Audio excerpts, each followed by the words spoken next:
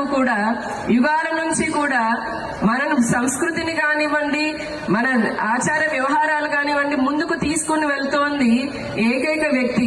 అంటే మిగతా వాళ్ళు మేము తీసుకెళ్లట్లేదమ్మా అని మగవాళ్ళు అనుకోవద్దు.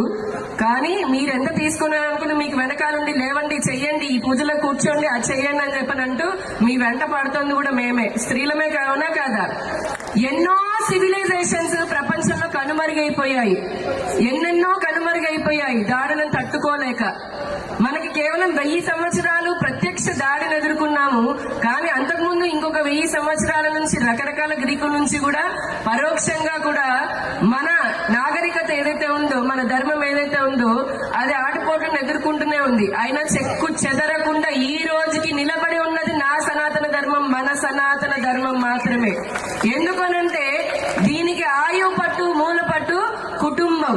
దేవాలయాలు మనకి ఎంత ముఖ్యమో ఆ దేవాలయాలు నిజంగా ఈ రోజున అందులో ఉన్నటువంటి భగవంతుడు ధూపదీప నైవేద్యాలు పొందుతున్నాడు అంటే వైదికంగా ఎంత ముఖ్యమో, కానీ దాన్ని కాపాడుతున్నటువంటి భారతీయ కుటుంబ వ్యవస్థ కూడా అంతే ముఖ్యమైన పాత్రని పోషిస్తుంది.